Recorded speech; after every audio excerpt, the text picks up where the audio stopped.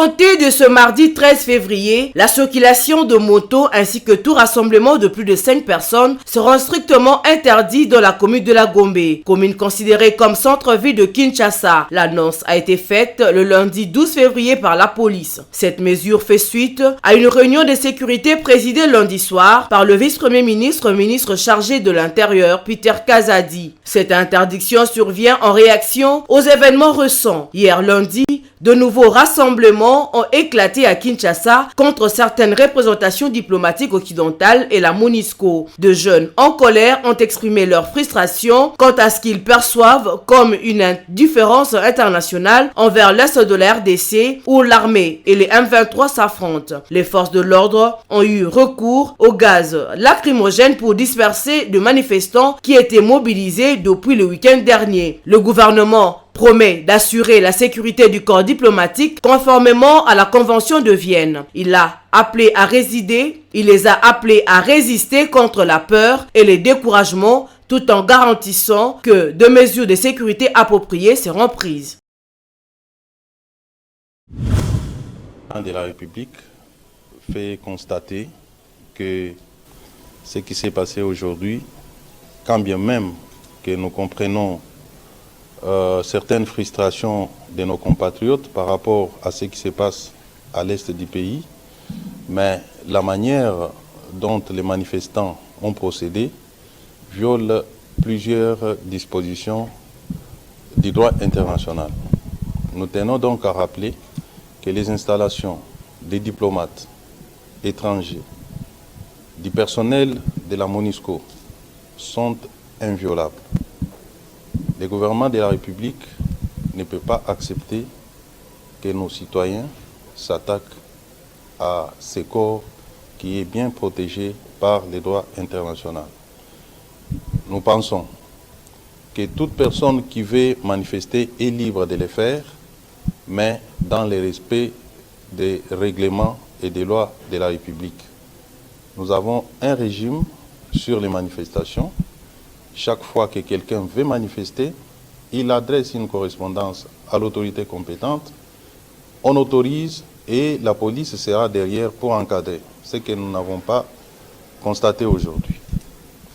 Nous demandons donc à notre population de se calmer parce que le gouvernement de la République est conscient de ce qui se passe à l'est du pays. Le front se trouve à l'est, l'ennemi est à l'est.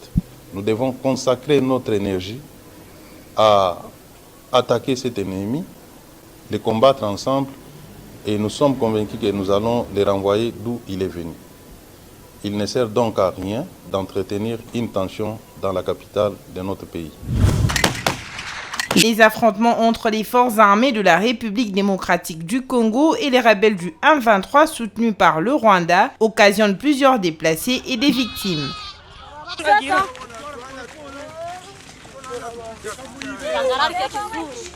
C'est dans cette optique que Jean-Pierre Bemba, vice-premier ministre et ministre de la Défense nationale, s'est rendu à Saké, en la province du Nord Kivu, afin d'apporter son soutien aux troupes congolaises qui affrontent ces rebelles. De sa délégation, à la demande du chef de l'État, le commandant suprême, pour pouvoir d'abord s'enquérir de la situation, mais également apporter un réconfort à toute cette population, à Saké qui a vu ici les affres de la guerre violente provoquée par l'ennemi que vous connaissez, que nous a imposé la guerre, c'est le Rwanda, là-dessus. C'est un message de réconfort, de soutien, également à nos forces armées, à nos amis des forces qui sont ici présentes, la SADC, les compagnies privées qui sont ici, nos frères Wazalendo qui se battent également, que nous félicitons pour la défense de notre territoire. Il a en outre profité de cette occasion pour remettre une assistance du gouvernement congolais afin d'enterrer dignement les membres des familles victimes de cette guerre. Ça nous a permis également de voir les blessés de guerre, de soutenir également les familles qui sont endeuillées, plus de 12 familles qui sont aujourd'hui endeuillées au niveau de Goma. Au nom du président de la République, on leur a remis le soutien également qu'il a envoyé afin de pouvoir quelque peu les consoler et permettre qu'on puisse enterrer dignement ces victimes de la barbarie d'un État qui s'appelle le Rwanda. En tout cas, je peux vous dire que tout est mis en œuvre pour que ça ne tombe pas. Tout est mis en œuvre dans ce sens. À noter que les manifestations ont été observées à travers le pays pour dénoncer l'inaction et le silence de plusieurs pays occidentaux face aux tueries des Congolais dans l'est du pays perpétrées par le Rwanda.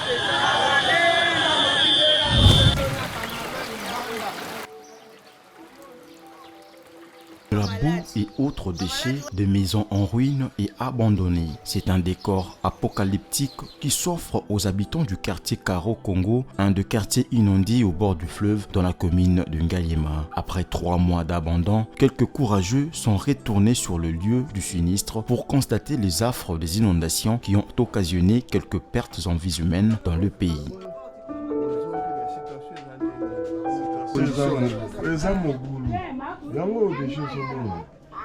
Ce qui, au début, paraissait une situation normale, s'est transformé au bout de quelques jours en un véritable drame pour les populations riveraines. Avant les inondations, Mimi Kenny a habité ces quartiers pendant de longues années. La montée des eaux du fleuve Congo l'a obligée d'abandonner cette maison qu'elle aimait tant. En dépit de l'état désastreux dans lequel se trouve son habitation, elle revient de temps en temps jeter un coup d'œil. Impossible pour l'heure d'y vivre encore.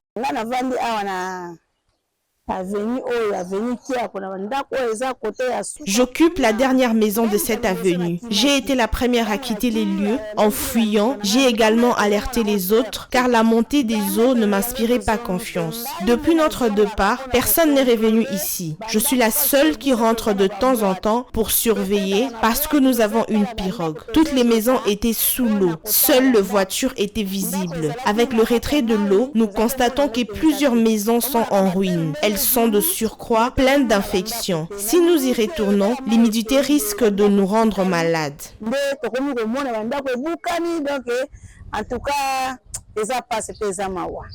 Le spectacle est encore insoutenable pour ces rares habitants revenus ici dans l'espoir de retrouver leur environnement habituel.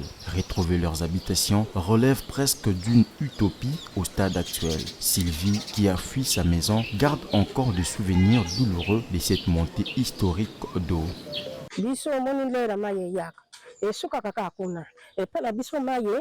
Généralement, quand l'eau monte, elle n'atteint pas ma parcelle qui va de là jusqu'au mur voisin. Cette fois-ci, elle a presque atteint la toiture, telle que vous le voyez. Il n'y avait pas moyen d'accéder à ma maison, surtout pour nous, les gens de petite taille. Les plus élancés avaient l'eau jusqu'au cou. Mes enfants et moi sommes dispersés. Présentement, je vis très loin d'ici. L'intérieur de ma maison est sale, jonché de bouteilles en plastique et autres que je n'arrive pas à évacuer.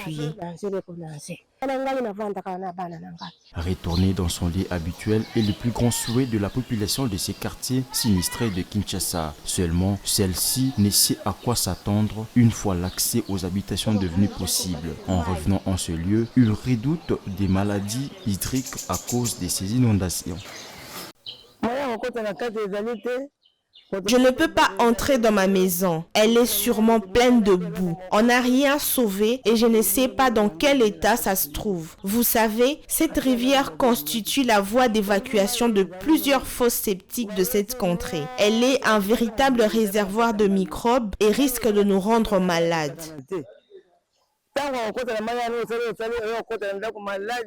La décrue du fleuve Congo a débuté, il retourne peu à peu dans son lit, mais les dégâts causés par sa montée sont énormes. Le retour à la normale dans les zones sinistrées va prendre encore un peu de temps. Au quartier Karo Congo, à Kinsuka Pêcheur, les vendeurs de sable sont tout de même heureux de reprendre leur gagne-pain, quoique timidement après 3 mois d'inactivité.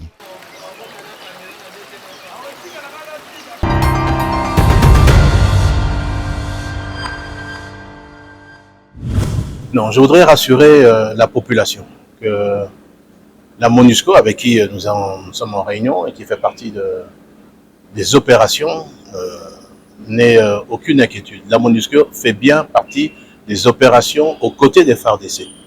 Et je voudrais d'ailleurs leur en féliciter parce qu'ils font un travail remarquable.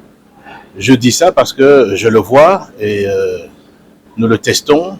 Ils sont à nos côtés et la population ne doit avoir aucune inquiétude. La MONUSCO sont nos alliés et travaillent à nos côtés. Je pense qu'il y a une mauvaise compréhension, certainement qui sont peut-être dues à des rumeurs qui sont fomentées, mais je peux vous dire et je peux vous attester que la MONUSCO est à nos côtés et combat à nos côtés. Ça a été discuté encore vendredi en Conseil des ministres et nous acheminons effectivement vers la levée de ce moratoire et nous allons certainement, comme nous l'avons demandé au président de la République, de pouvoir permettre à ce que nous puissions lever ce moratoire pour les questions de trahison au sein des forces de défense et de sécurité. La population de Saké doit savoir que tout est mis en œuvre, comme je l'ai toujours dit, pour la protection des populations de Saké, Goma et tous les alentours, et que l'objectif est de reprendre l'entièreté des territoires et de recouvrir l'intégrité territoriale. Je voudrais confirmer qu'effectivement, la SADC et les troupes de la SADC combattent aux côtés de FARDC, aux côtés de tous nos alliés, et que je vous confirme qu'effectivement, les éléments de la SADC arrivent tous les jours également et ils se tiennent vraiment à nos côtés et combattent à nos côtés. Depuis le week-end dernier, les jeunes ont commencé à manifester et ont poursuivi jusqu'au lundi 12 février 2024 dans la matinée avec des calicots en main en signe de colère. Ils ont pris d'assaut plusieurs artères de la ville de Kinshasa. Ils ont brûlé de pneus devant le quartier général de la MONUSCO et les ambassades des États-Unis d'Amérique, la France et la Grande-Bretagne. Cette situation qui a dégénéré a fait réagir les acteurs de la société civile, dont Jonas Chombela, coordonnateur de la nouvelle société civile congolaise. Cet activiste de droits de l'homme soutient les manifestations mais condamne le casse et violence enregistrées. Pour lui, il faut plutôt boycotter le service que proposent les Occidentaux que de s'attaquer aux biens de particuliers. Nous soutenons ces manifestations pacifiques, mais nous condamnons les actes de vandalisme. Ce n'est pas responsable. Parce que certains matériels que nous cassons nous profitent. Nous nous mettons nous-mêmes dans une situation difficile. Ciblons des actions à mener qui ne vont pas nous toucher, mais qui vont toucher exactement ceux qui nous font la guerre sous-traitée par le Rwanda.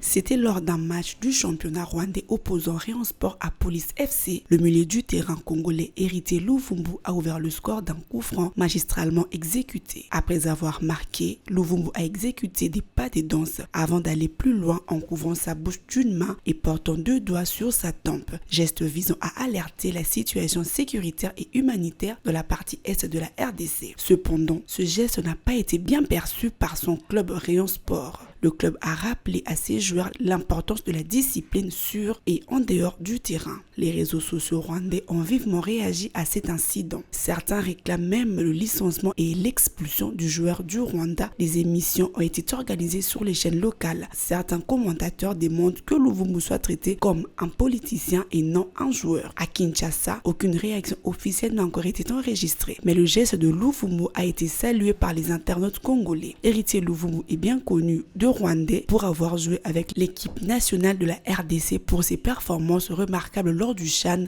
organisé au Rwanda. Malgré son talent, sa carrière a connu les hauts et les bas avec des passages dans plusieurs clubs en Afrique et en Europe.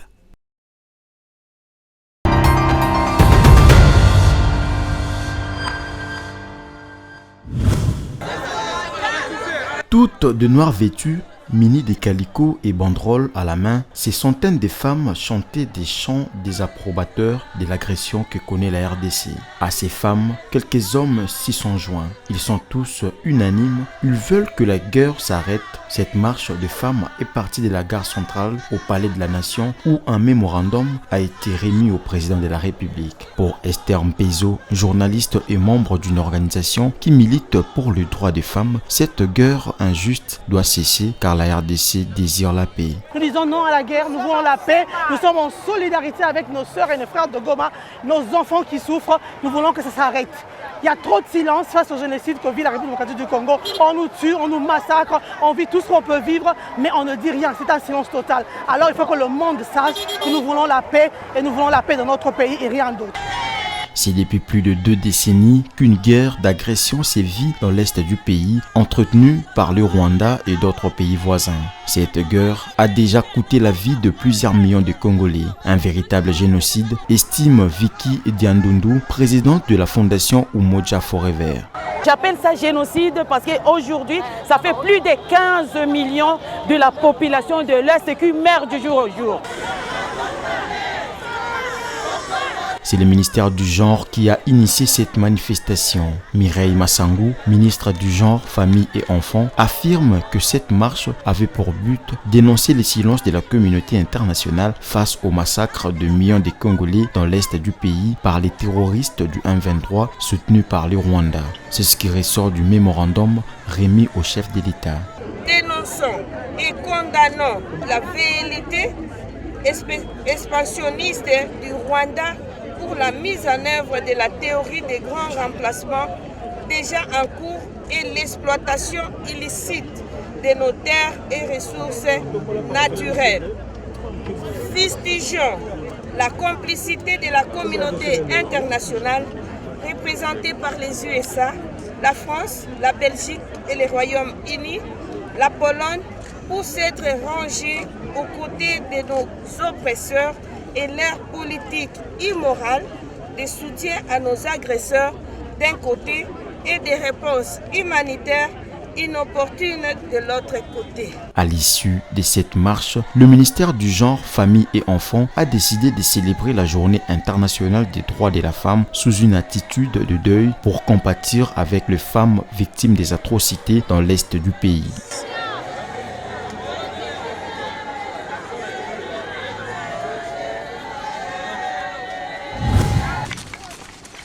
Au moment où les combats s'intensifient autour de la cité de Sake, non loin de Goma, la capitale provinciale du Nord Kivu, la population congolaise s'interroge sur les décisions prises par les autorités congolaises pour barrer la route à la coalition M23 RDF et éviter la chute de Goma. Face à cette inquiétude, le vice-premier ministre, ministre de l'Intérieur, s'est voulu rassurant. Peter Kazadi est formel, la RDC défend l'intégrité de son territoire, quel qu'en soit le prix. Le gouvernement de la République a mis tous les moyens nécessaires pour faire face à cette guerre et nous allons l'emporter parce qu'il nous est injustement imposé par le Rwanda qui veut avoir la main basse sur nos richesses naturelles et nous sommes en droit, nous sommes dans une position de légitimité de défendre nos territoires et nous les défendrons quels que soient les prix. Face à la tournure que prend cette guerre d'agression contre la RDC, il y a eu des manifestations ces derniers jours à Kinshasa pour dénoncer les silences de la communauté internationale. Ces manifestations ont eu lieu devant quelques ambassades occidentales et le siège de la MONUSCO. Elles ont été pour certaines émaillées des violences. Le porte-parole du gouvernement Patrick Mouyaya a invité les Congolais qui veulent manifester à le faire pacifiquement pour éviter des infiltrations qui peuvent faire que le protestataire perde la raison alors qu'ils sont en train de manifester pour une cause noble. Pour le travail qu'ils font, pour nous informer, ça fait 100 ans que la... Mais aujourd'hui, dans l'essence de notre population, c'est l'attitude. Et nous sommes, nous, gouvernement, conscients justement de la prise des consciences que les Congolais ont pris par rapport à cette guerre. Nous pensons que c'est les résultats de tous ces efforts de plaidoyer que nous faisons. Lorsque des compatriotes vont dans la rue ou veulent manifester devant les chancelleries occidentales, ça veut dire qu'il y a une frustration par rapport justement à la persistance de la violence. Ce que nous condamnons ici, et c'est ce que les Congolais doivent noter partout où ils se trouvent, c'est qu'on peut manifester sa frustration, on peut manifester sa colère, mais on ne doit pas recourir à la violence ni à des voies de fait. Parce que malheureusement, dans les mouvements de masse, il y a toujours des gens qui s'infiltrent et qui parfois posent des actes qui dénaturent la volonté des départs. Les combats se poursuivent entre l'armée congolaise et la coalition M23 RDF. Dans le même temps, les Congolais continuent de manifester pour soutenir les FARDC et affirmer leur attachement à l'intégrité territoriale de la RDC. Les autorités congolaises devraient capitaliser ce soutien pour venir à bout des rebelles du M23 soutenus par le Rwanda et pacifier durablement la partie orientale du pays.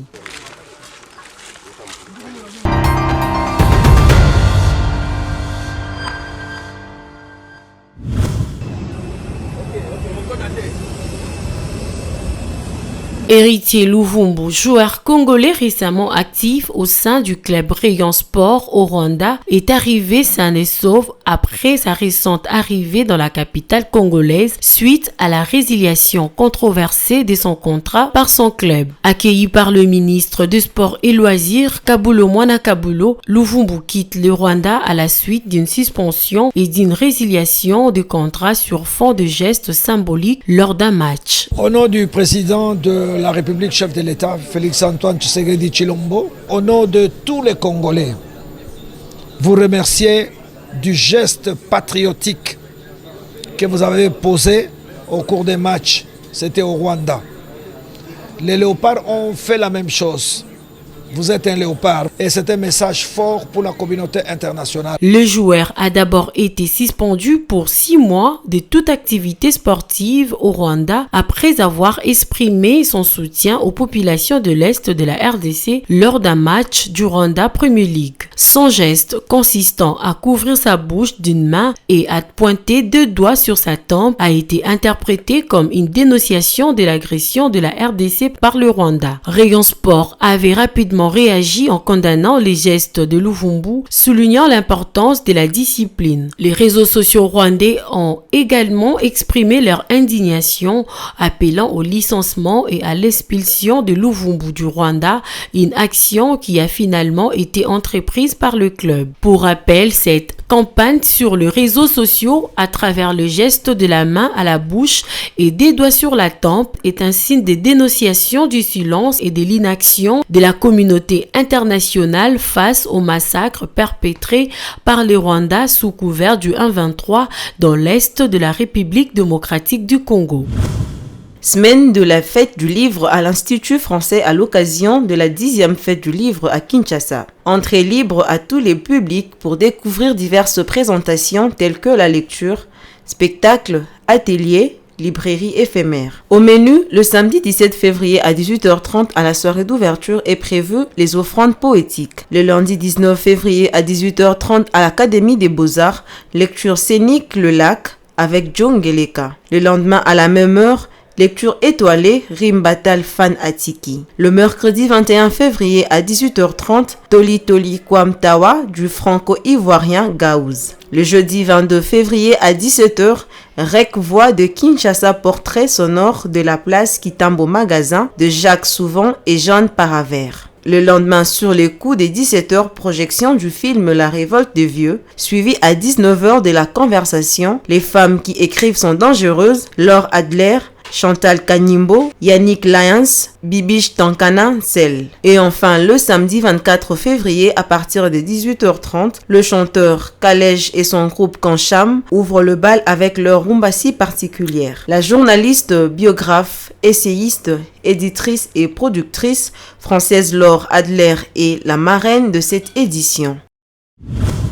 L'ambassadrice des États-Unis en République démocratique du Congo, Lucie Tamlin, a été reçue le mercredi 14 février par le président Félix Tshisekedi. Au cours de cette rencontre, les deux parties ont échangé sur divers sujets d'intérêt commun, notamment la situation sécuritaire dans l'est du pays. Ces discussions interviennent dans un contexte marqué par des manifestations dirigées contre certaines ambassades occidentales à Kinshasa le week-end dernier et en début de semaine.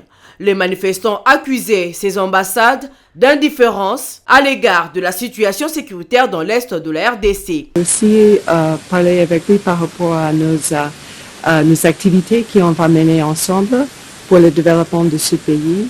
Et aussi, on a parlé de la situation dans l'Est, ce que nous faisons au niveau diplomatique pour trouver une voie pacifique pour résoudre le problème dans l'Est. Bien sûr, on a parlé des manifestations et je me suis félicitée de la condamnation du gouvernement de ces actes violents qui ne sont pas conformément avec les responsabilités du gouvernement pour protéger les installations diplomatiques. En fait, nous avons mené une diplomatie de très haut niveau. Je pense que vous connaissez notre initiative à travers notre directrice de renseignement national, Avril Haines, qui s'est rendue ici pour discuter les mesures de confiance qui sont importantes pour bâtir entre les deux pays.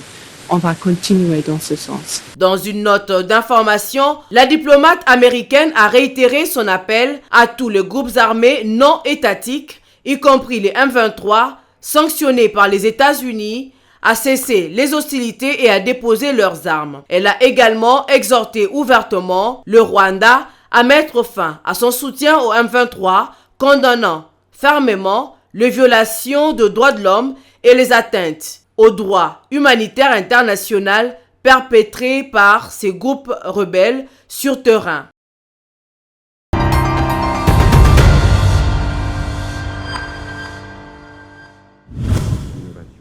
Voilà, 300 participants venus de l'extérieur et de l'intérieur du pays ont pris part au conclave du génie scientifique congolais ouvert en août dernier par Félix Tshisekedi. 126 projets ont été présentés au départ. 47 d'entre eux ont retenu l'attention des organisateurs de ces conclaves. Pour le ministre de la Recherche scientifique et innovation technologique, la quarantaine de ces projets mettent en valeur l'intelligence congolaise.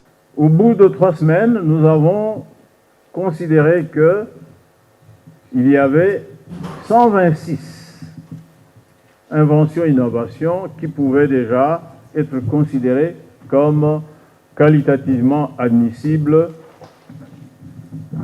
éligibles à entrer dans l'économie nationale. On a approfondi la sélection et au bout de 2 semaines, on a retenu 47 inventions, innovations pouvant être déjà consommées comme produits d'invention, d'innovation par le peuple congolais.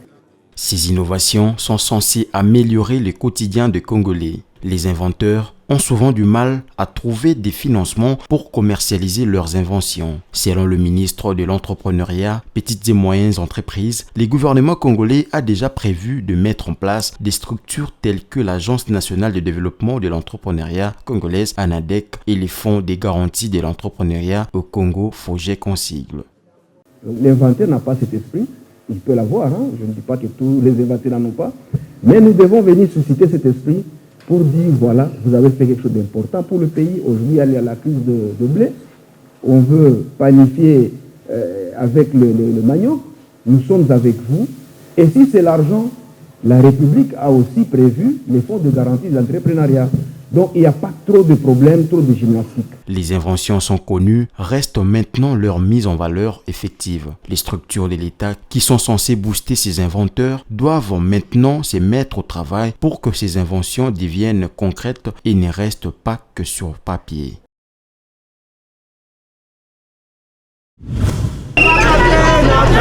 La marche est partie de la place Moulamba jusqu'au gouvernorat de province en passant par le rond-point Mundi-Roi. Au gouvernorat, un mémorandum a été lu par les manifestants. Dans ces documents adressés au président de la République, la société civile exige le retrait de la RDC des listes African Community EAC et de l'Organisation internationale de la francophonie ainsi que la fermeture immédiate des frontières avec le pays agresseur, notamment le Rwanda et l'Ouganda. Les manifestants ont également appelé à la rupture des relations diplomatiques avec les États-Unis, la Grande-Bretagne, la France et les autres pays de l'Union européenne qu'ils accusent des complicités avec les éléments du M23, auteurs des massacres commis en RDC. Nous avons manifesté pour dénoncer l'agression de notre pays par les Rwandais et l'Ouganda qui occupent une grande partie du territoire de Rutshuru, de Masisi et même de Nyiragongo. Nous ne voulons pas la guerre chez nous, nous voulons l'unité de notre pays. Nous voulons que l'intégrité de notre pays soit respectée par tous les États. Nous dénonçons également la complicité de la communauté internationale qui ne sanctionne pas Kagame, parce que ça fait longtemps, bientôt 30 ans que Kagame inquiète le Congo, il agresse le Congo.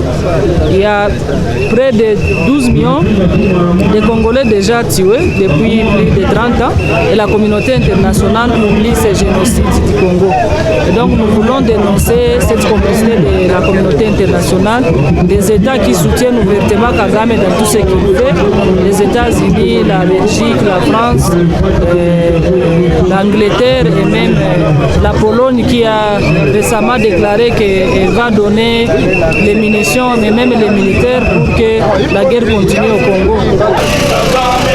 Au cours de cette manifestation à laquelle ont pris part des centaines de personnes, la société civile a également demandé la mise à l'écart de tous les officiers militaires issus des différentes rébellions et qui sont impliqués dans les opérations militaires dans l'est du pays. Les manifestants ont aussi appelé les gouvernements à renforcer la logistique des FARDC pour optimiser leurs capacités opérationnelles afin de mettre les rebelles hors d'état de nuire. Appeler les autorités au niveau national de mettre tout en œuvre, de mettre toutes les batteries en marche pour doter nos militaires qui sont au front des moyens conséquents, de primes, des armes, afin de battre l'ennemi qui agresse nos compatriotes au niveau de l'Est de notre pays. D'encourager nos FARDC qui se sont décidés de donner la vie pour que notre patrie soit indivisible. Depuis plus de 20 ans, il y a des guerres à l'Est et le président de la République a refusé de négocier avec les terroristes. Sûrement, ce sont des Congolais. Pourquoi ne pas venir travailler avec nous pour que notre pays se développe aussi? Alors, ces accords qui ont été signés par les gouvernements passés, le président actuel a refusé de faire des négociations. Et c'est pourquoi nous soutenons ces actions, nous soutenons le gouvernement et c'est pourquoi nous demandons d'ailleurs de doter à nos militaires les outils conséquents pour qu'ils puissent être bien outillés au front et battre l'ennemi et les territoires, les villages qui sont pris en otage soient libérés. Depuis janvier dernier, les affrontements entre FARDC et rebelles du 1-23 se sont rapprochés de la cité des Saké en territoire de Massissi, provoquant la mort de plus de 28 civils, 50 blessés, ainsi que le déplacement de plusieurs milliers de personnes vers la ville de Goma, selon leur coordination humanitaire. À ces jours, plus de 10,5 millions de personnes sont déplacées internes au Nord Kivu.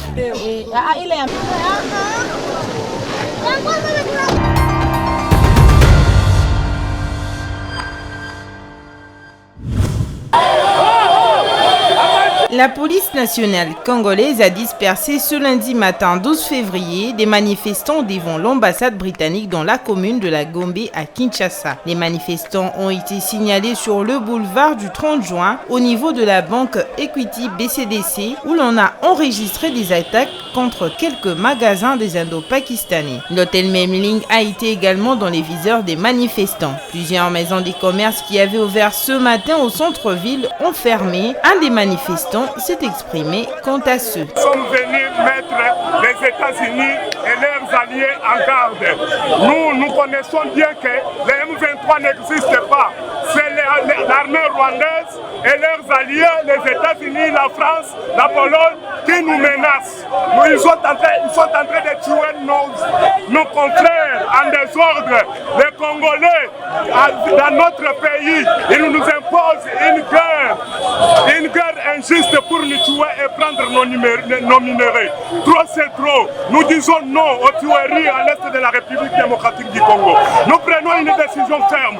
Si les États-Unis, l'organisation et les organisations internationales ne prennent pas une décision favorable à la République démocratique du Congo, nous mettrons les États-Unis dehors, nous mettrons les Français dehors. Les écoles consulaires, notamment les écoles françaises, américaines et belges, ont fermé leurs portes par précaution au lendemain des manifestations violentes contre des représentations diplomatiques et la MONUSCO. D'autres écoles internationales ont également pris la décision de fermer exceptionnellement, c'est là en prévision des nouveaux appels à manifester ce lundi dans la capitale. Par ailleurs, toutes les écoles congolaises ont fonctionné normalement. Toutefois, la situation est revenue à la normale aux environs de 13 h. Les policiers ont maîtrisé les manifestants, permettant ainsi à la population d'évacuer librement à leurs occupations.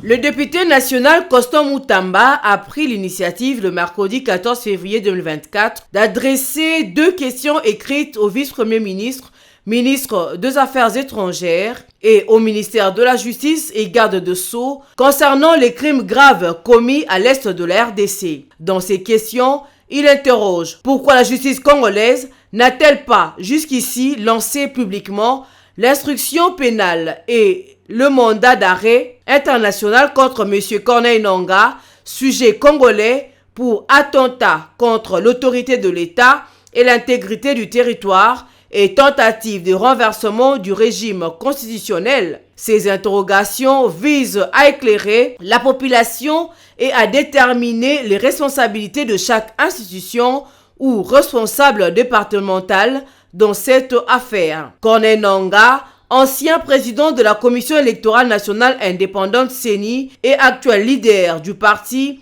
Action pour la unité du Congo et de son peuple, ADC en sigle, a récemment lancé une nouvelle coalition politico-armée dénommée Alliance Fleuve Congo. Plusieurs voix, y compris celle de son frère, le gouverneur de la province du Haut-Ouélé, Christophe Baseane Nangaa, appelle Corneille Nangaa à reconsidérer ses actions. Christophe Baseane Nangaa a souligné les divergences avec son frère, déclarant « Je lance un appel pour qu'il revienne à la raison, pour qu'il comprenne qu'il ne peut pas porter un bilan lourd des forfaitures de Rwandais. »